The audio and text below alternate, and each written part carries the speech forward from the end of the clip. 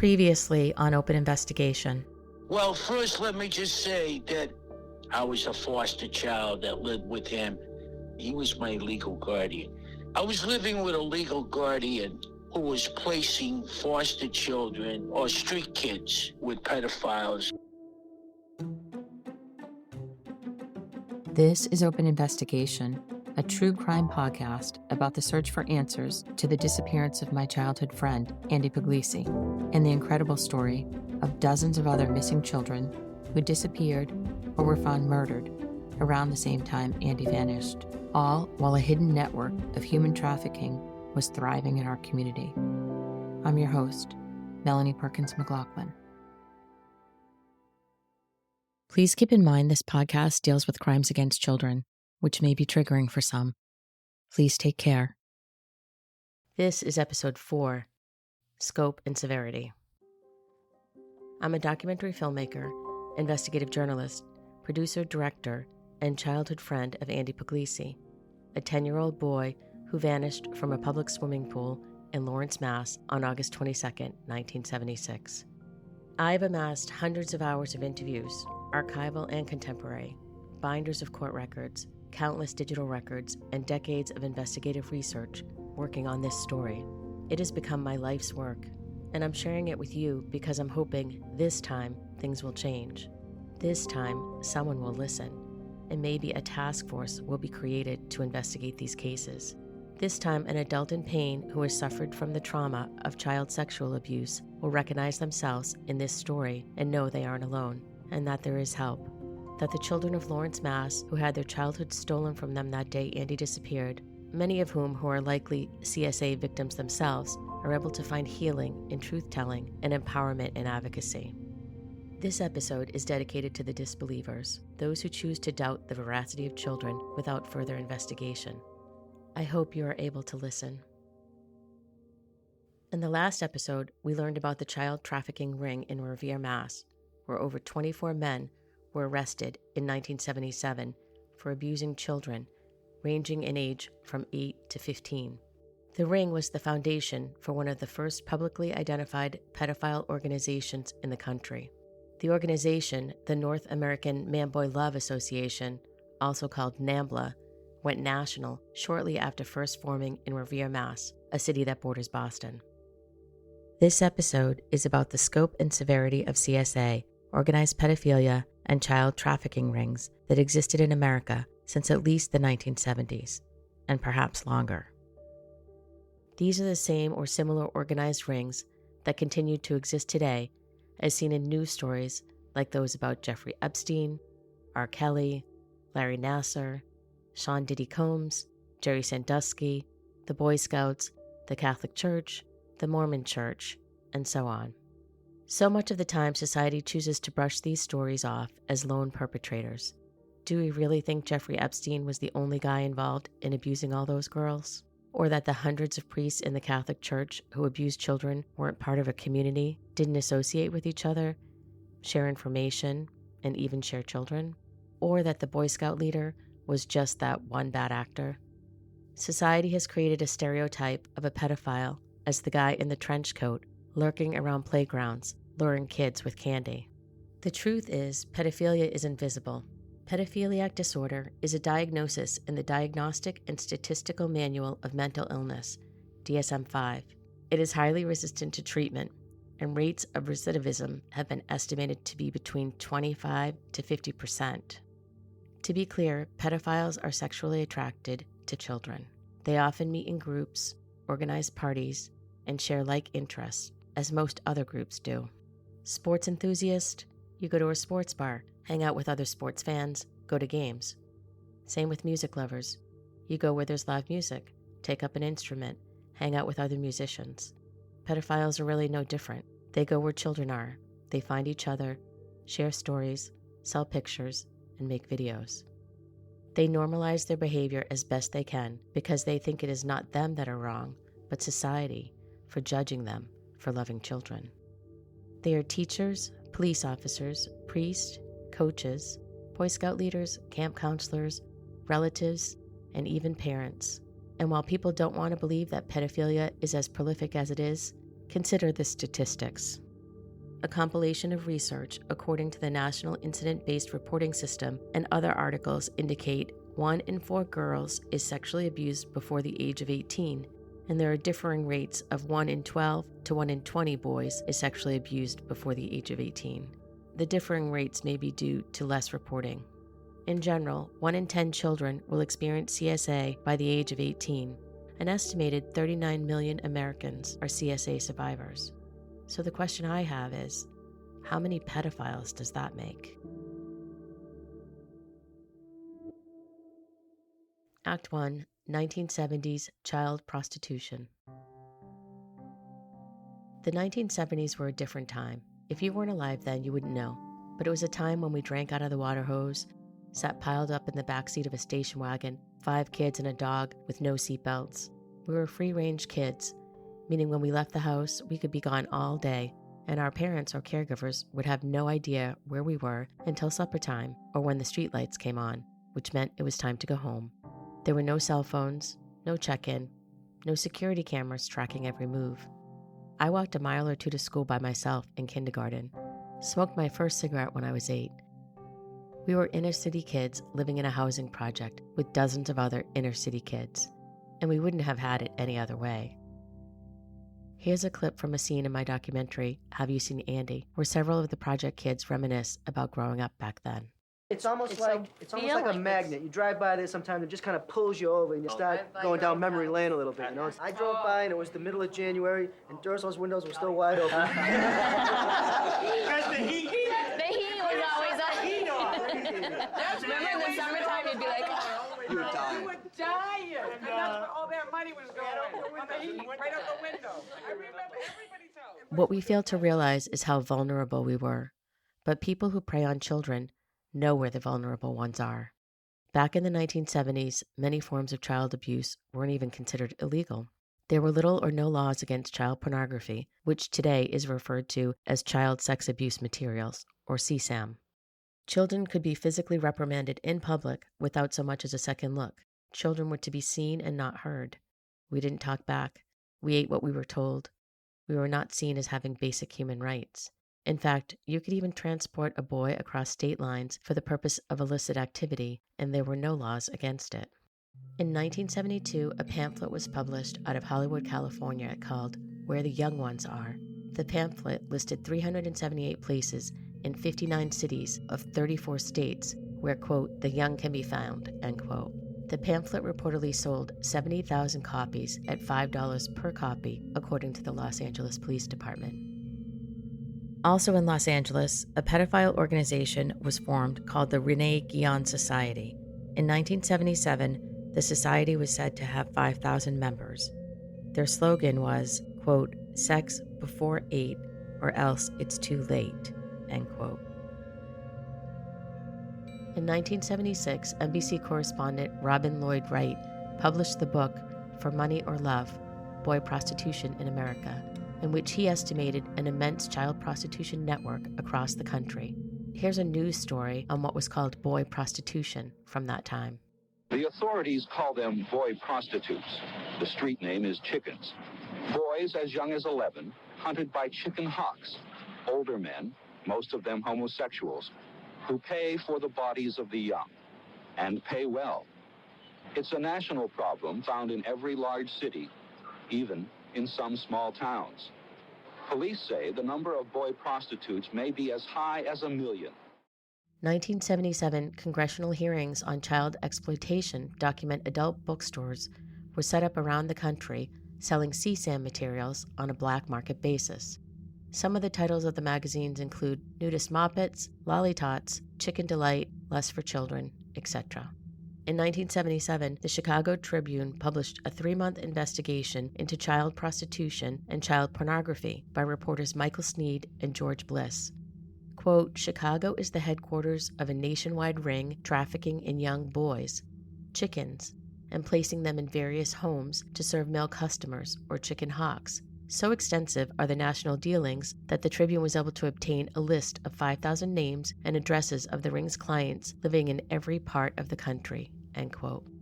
It went on to report the men communicate through newsletters for the boy love trade, and, quote, pornographers in at least 5 states, Michigan, New Jersey, Tennessee, Louisiana, and Florida, have used or attempted to use federal, state, and county funds to establish foster homes and child care camps for their operations. And some have used foster children in pornographic movies, end quote. The article included a 1970s New Orleans ring that established a Boy Scout troop, quote, for the purpose of using boys ranging from 11 to 15 years old for homosexual purposes. Multiple men have been arrested. Among them are 2 Boston area millionaires, end quote. A Michigan newspaper, the Traverse City Record-Eagle, reported the 2 Boston millionaires arrested as part of the New Orleans ring were Richard C. Jacobs and Hugh Scott Malore. Richard C. Jacobs of Waltham, Mass. was listed as the president of Jet Spray Corporation, with corporate offices in Brookline, Mass. and subsidiary offices throughout the world.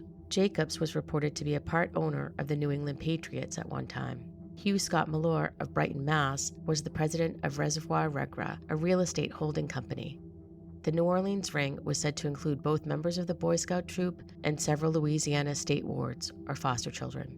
Unbelievably, the raid on the New Orleans ring included CSAM that led police to another 1970s child prostitution ring in Tennessee called Boys Farm, Inc., a nonprofit formed by an Episcopalian priest to house wayward boys from throughout Tennessee.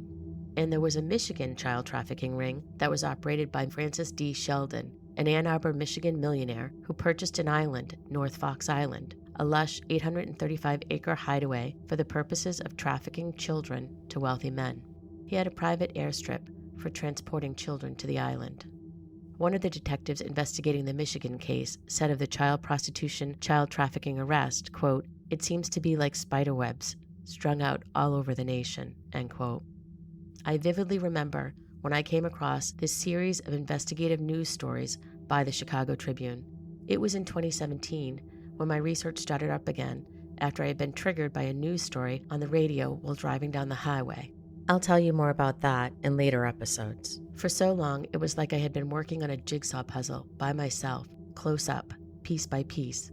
But when I read the Chicago Tribune series, I was able to step back from the puzzle and see the bigger picture.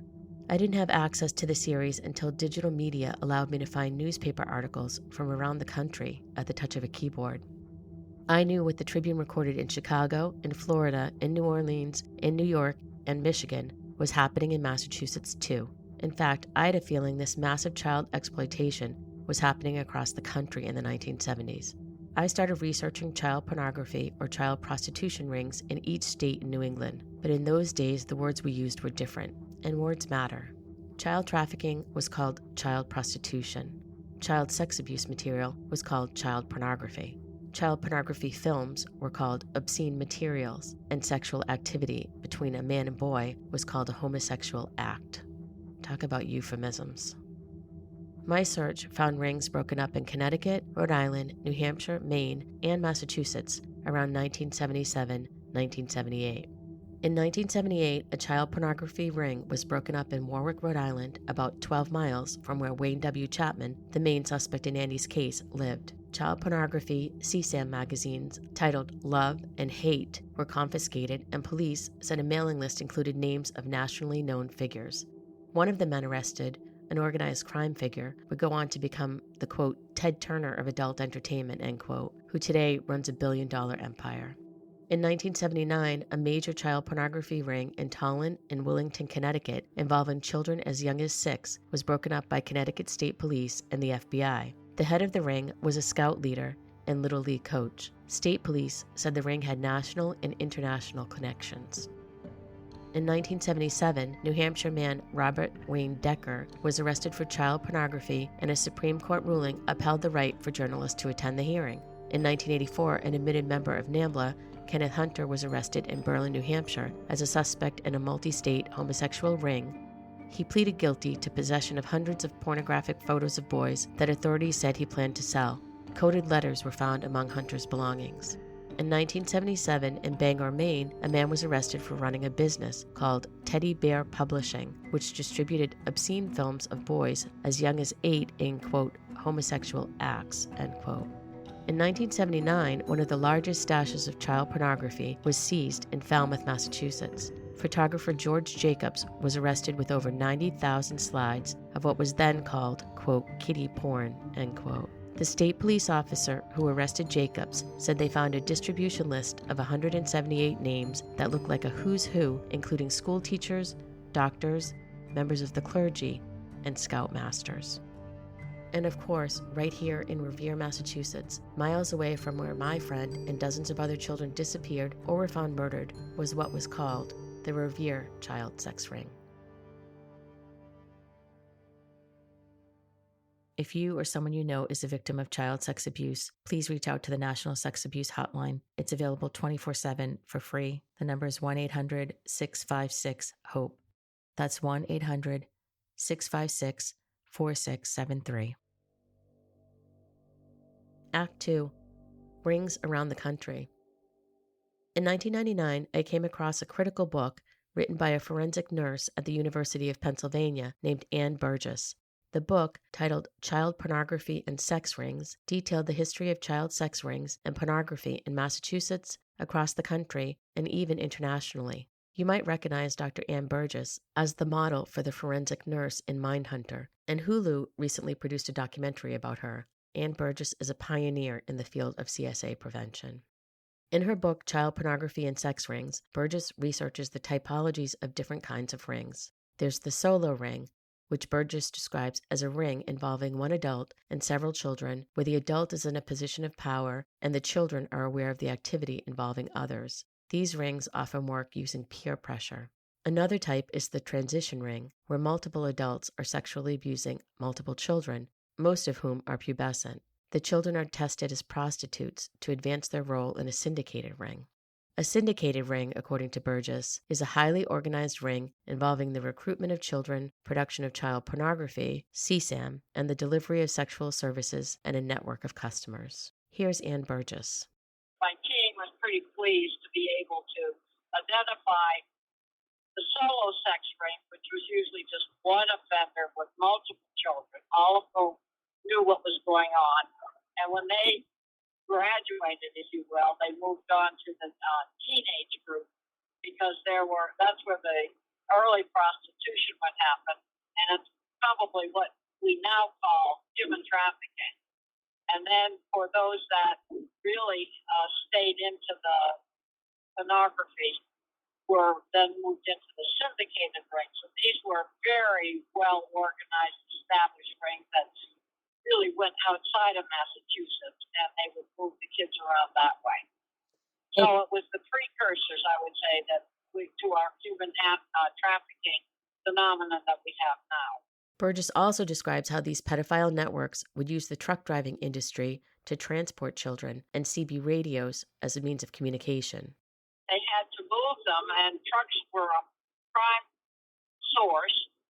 The bus, I know Greyhound Bus was another place where they would put a youngster on the bus, send him to another city, and use the bus was used. I never heard of trains being used or planes at that time, but certainly buses and trucks.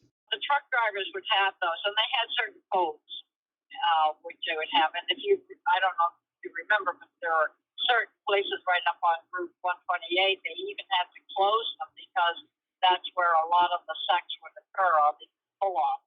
Apparently, this information was all common knowledge to academics, state and federal law enforcement, and yet whenever I mentioned my suspicions of something more organized in Andy's abduction or other children's cases, I was looked at as though I was crazy. Detroit, Chicago, Dallas, Baltimore, Boston, Los Angeles, New Orleans. In 1976, in New Orleans, 19 men were arrested from across the country, including Arlington, Massachusetts millionaire Richard C. Jacobs, part owner of the Patriots, and Brighton, Mass-based Hugh Scott Malore, another Massachusetts millionaire. The millionaires would fly from Massachusetts to Louisiana to abuse boys as part of an organized network of pedophiles. Two of the leaders of the New Orleans ring operated out of a Boy Scout troop, Troop 137. They would take some of the Boy Scouts on trips with them, trafficking them to men across the country. It would be another 35-plus years before the Boy Scouts would publish what's referred to as the Perversion Files, list of over 1,200 pedophile troop leaders who were alleged to have abused children within the Boy Scout program from 1965 to 1985. The list was not published until 2012, and only then because of a court order. Oregon Live reported the list of men came from all walks of life: a psychiatrist, a milkman, an IRS agent, a policeman, laundromat owner, pilot, prison guard, college student, steelworker, elementary school teacher. You get the idea. Other leaders of the ring would target runaway homes for children or community agencies that support troubled children. Does this sound familiar? Remember episode 3, the Boston sex scandal, where we talked about corrupt social worker Dick Bavely and his grooming of foster children? These things are not random. They are planned best practices, if you will. According to the Chicago Tribune series, leaders in the pedophile community, including a man named John Norman, who operated a mail-order business selling magazine-style newsletters featuring pedophilia, created a manifesto of how to organize pedophile rings.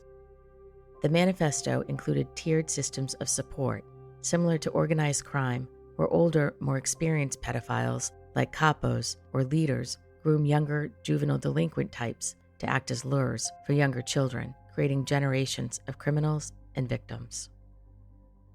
The manifesto instructed people to create camps or nonprofit organizations that could serve as a front for child abuse and pornography. When Norman was arrested, there were index cards of thousands of individuals he worked with. The cards were, unsurprisingly, lost in evidence. Among Norman's contacts, police found a Tennessee man named Reverend Claudius Ira Bud Vermeil Jr.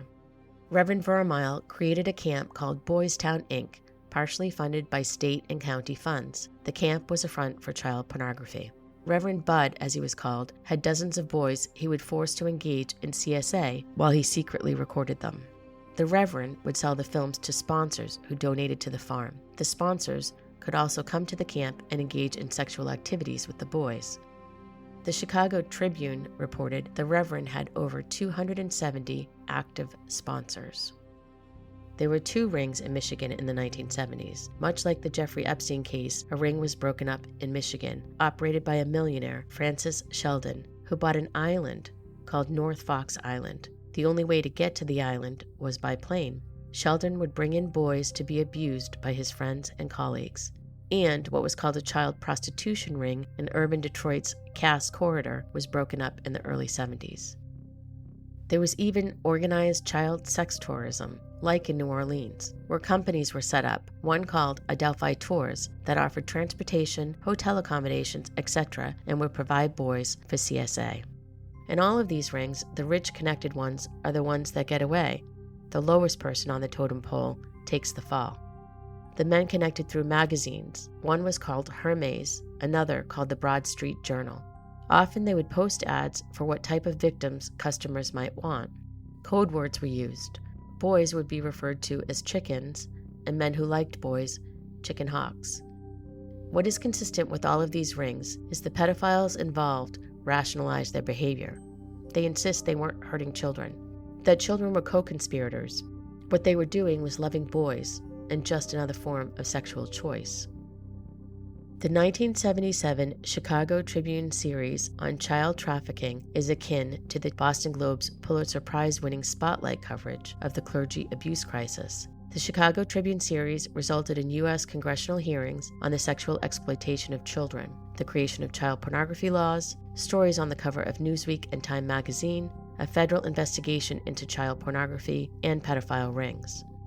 Laws were created, including the Protection of Children Against Sexual Exploitation Act of 1977 and the Missing Children's Act of 1982, which included the establishment of the National Center for Missing and Exploited Children, the acronym NCMEC, called NCMEC in 1984. I'll share a record of the congressional hearings as a link in our show notes.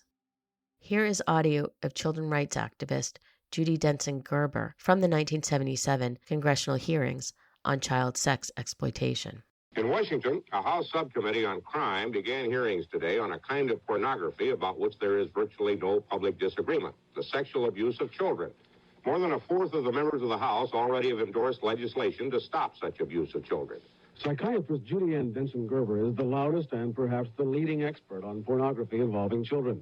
She wants Congress to outlaw child porn, $1 million business, And she says First Amendment freedoms are irrelevant to the pornographic abuse of children. She and the trunkload of dirty books she brought got heavy news coverage. Her shocking show-and-tell testimony upset some committee members. Don't you think you've been a little counterproductive in showing all those titles, all those books which may appear on that press when my 4-year-old, my 8-year-old, my 12-year-old watch? Let me answer you very strongly that I believe that the situation in this country is so terrible now and the leadership so poor that only if the American people become informed will we be able to protect our freedoms. Are you going to inform my 12-year-old, my 8-year-old, and my 4-year-old? Oh, madam, they have no way of selecting, and my wife would have no way of selecting what you have presented here. So why don't you clean it up so I don't have any magazines to show? Well, ma'am, we are trying to do that.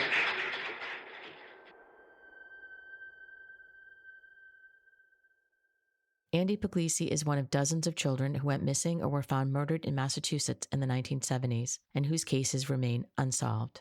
If you have information about Andy or any of the unsolved cases of missing or murdered children, please call 1-855-MA-SOLVE.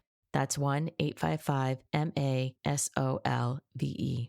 That's the number for the Unresolved Case Unit for the Massachusetts State Police. You can always also contact the National Center for Missing and Exploited Children. That number is 1-800-THE-LOST. Act 3. The more things change, the more they stay the same.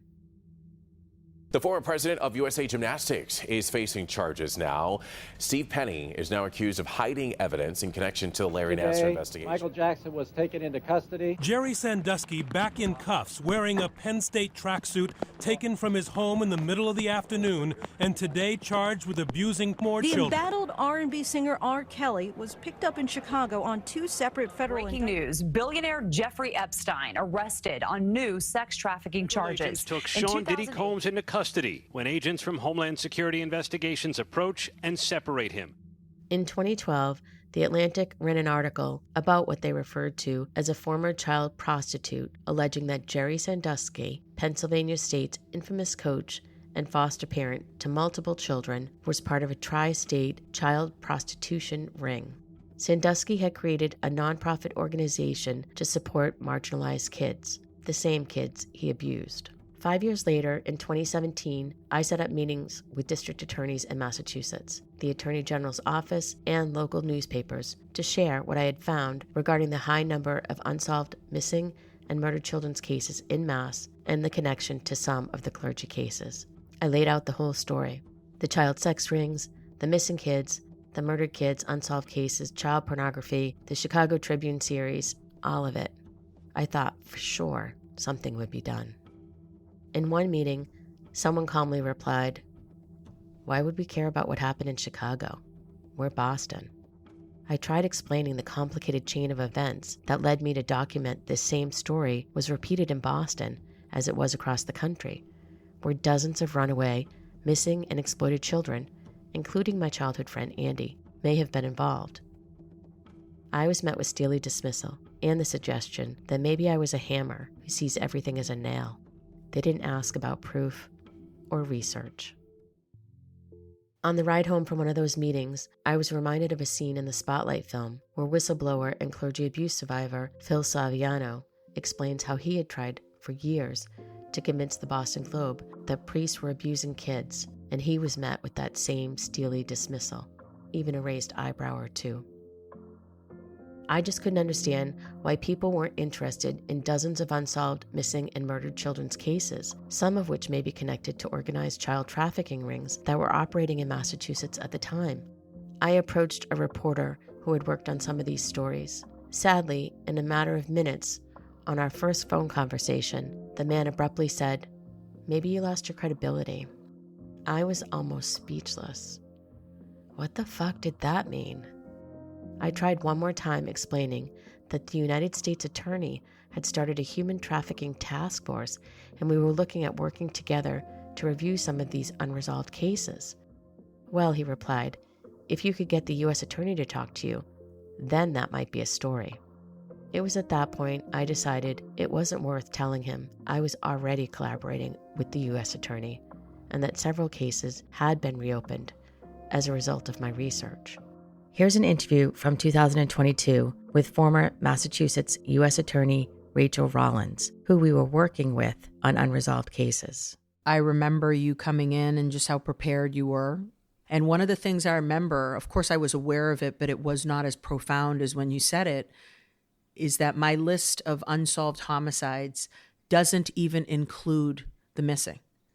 After the meeting with you, realizing that Robert Jankowski, who was 3, murdered, unsolved. Jimmy Teta, 15 years old, murdered, unsolved. Who was looking out for them? But also with you, recognizing Lee Savoy, who's 10, still missing, right? Where is Lee Savoy on our list? Where is Nalita De Jesus DeVille, who is 9, still missing? Wilfredo Torres, who is 12, still missing. And Christopher Brian Lewis, 13, still missing. And the list goes on. I know it's not easy to think about pedophilia and child sex rings, and it's easier to try to pretend things like that don't happen. We cannot live in a world where we pretend. I know the most important thing about listening to a victim is that first, you have to believe them. In 2017, I reached out to a child advocacy center through the Suffolk County District Attorney's Office. I met with a female police officer and victim advocate. Before I even began to share the story of what I had uncovered regarding Suffolk child victims, they stopped me to tell me the first thing they wanted me to know is that they believed me. I choked back tears. I've been working on this story for so long, and I have amassed so much research. And the truth is, a lot of people just don't want to hear it. They'll say it was too long ago, or information is lost to time, or why should it matter now? Which is why I had to make this information public and share it with all of you.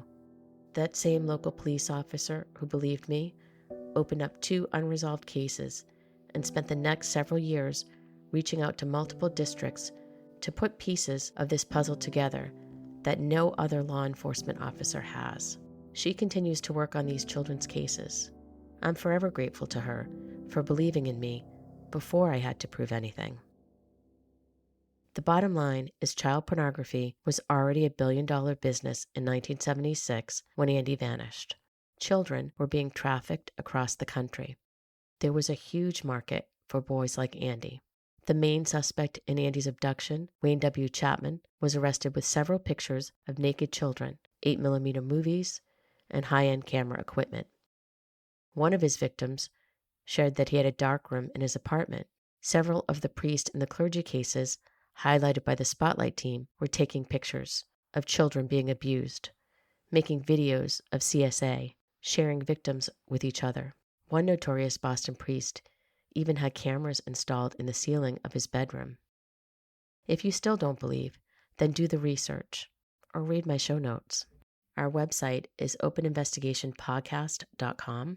You can also join us on Patreon if you want to support the show or do a deeper dive for more information. And right back here in Boston, or Revere, a suburb of Boston, was the creation of NAMBLA, the North American Man-Boy Love Association. As we said earlier, NAMBLA organized to provide legal support for people arrested in these pedophile rings. They petitioned legislators to lower the age of consent so it would be legal to have sex with boys as young as 13 or younger. Most people think pedophiles operate alone, yet every time I researched any of the pedophiles linked to Andy's case, there were always more. One police detective from New Orleans said law enforcement should remember, wherever there's one pedophile, there are more, and more victims than imagined. In May through September of 1977, not even a year after Andy disappeared, the federal government convened congressional hearings on the sexual exploitation of children. This was yet another document that added to the big picture of this puzzle I had been putting together for years. The document reads like a fiction novel. And remember, laws are created for a reason. The reason there were congressional hearings on child sexual exploitation is because there was so much child sexual exploitation. When people ask me, why does what happened 50 years ago matter today? My response is, because if we don't know our past, we can't change the future. Child exploitation is still happening today, and it's still happening to the most marginalized children, as demonstrated in cases like Jeffrey Epstein and Jerry Sandusky, Michael Jackson, etc., where the victims are most often marginalized kids.